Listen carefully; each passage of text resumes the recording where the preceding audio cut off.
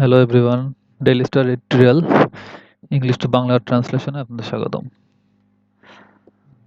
আজ 25শে জানুয়ারি 2021। আচ্ছা, আজকের টিউটোরিয়ালটা শুরু করি। অনেকদিন পর টিউটোরিয়াল করা হচ্ছে। Economic pangs of the pandemic. Pangs pangs মানে যন্ত্রণা বা নাভিশ্বাস। Economic pangs of the pandemic মানে বিশ্বমারীর বা মহামারী যে নাভিশ্বাস, অর্থনৈতিক নাভিশ্বাস বা অর্থনৈতিক যন্ত্রণা। The authorities must intervene to assist the 42% pushed below the poverty line.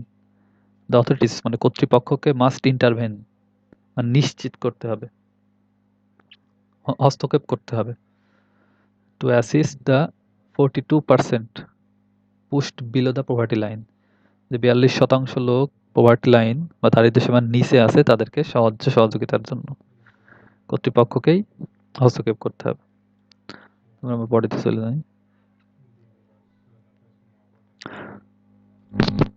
We had predicted at the very outset of the pandemic.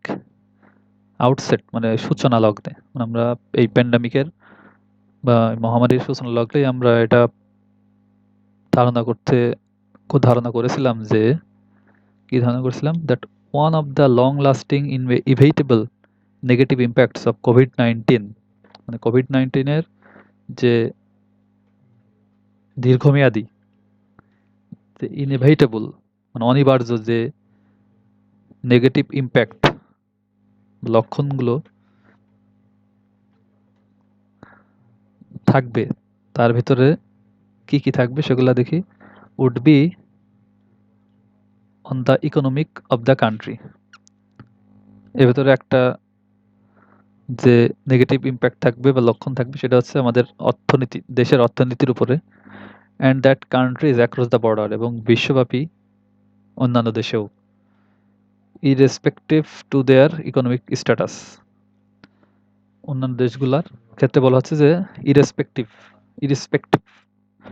Two their of their economic status, তাদের যে ইকোনমিক অর্থনৈতিক যে অবস্থা তার সাথে অসামঞ্জস্যপূর্ণ, তার বিপরীত বলতে। would have to cope with the economic downtown, যে ইকোনমিক যে নিম্নগতি ডাউনটাউন তার সাথে আমাদের কোপ মানিয়ে চলতে হবে। Long after the health hazard of the pandemic were mitigated, কতদিন পর্যন্ত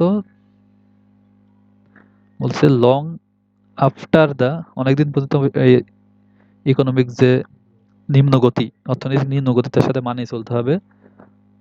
কখন পর্যন্ত? The health hazard of pandemic were mitigated মানে মিটিগেটেড মানে প্রশমিত, মানে এই প্যান্ডামিকের কারণে যে স্বাস্থ্য ঝুঁকি বা স্বাস্থ্যের যে ক্ষতি সেটা কিছুটা কমে আসার পরেও দীর্ঘদিন এই ইকোনমিক অর্থনৈতিক যে নিম্নগতি তার সাথে আমাদের কোপ আপ করে বা মানিয়ে চলতে হবে। We are not done with the pandemic yet, বিশ্বমারীর বা মহামারীর এখনো শেষ হয়ে যায়নি। And many parts of the world are faced with not only on a second wave, এবং বিশ্বের আরও অনেক অংশ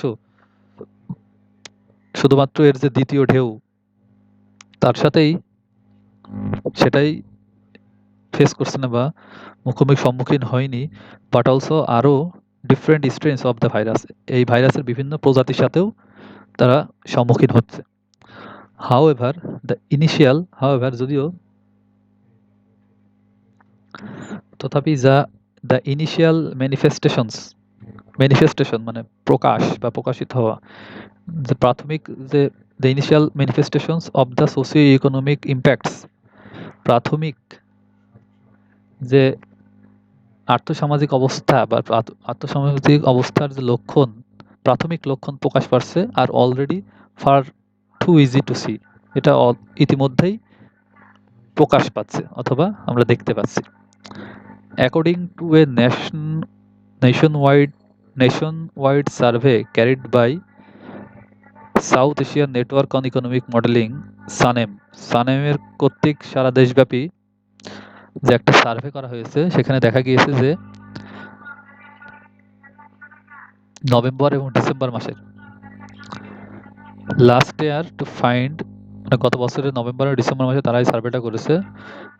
কি জন্য করেছে? To find the impacts of the pandemic on socio economic conditions.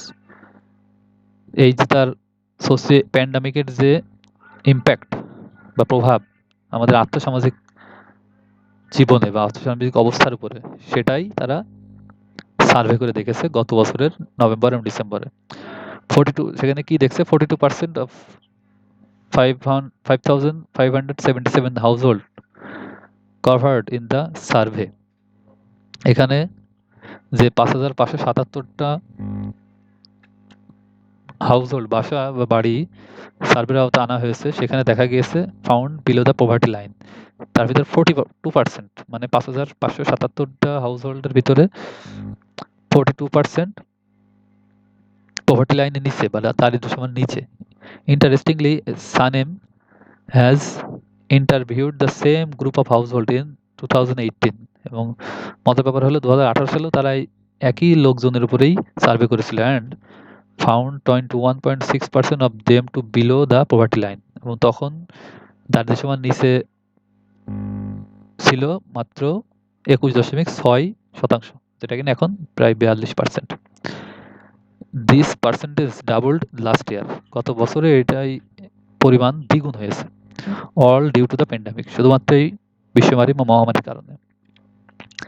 The consequences have been worse for rural areas than urban areas.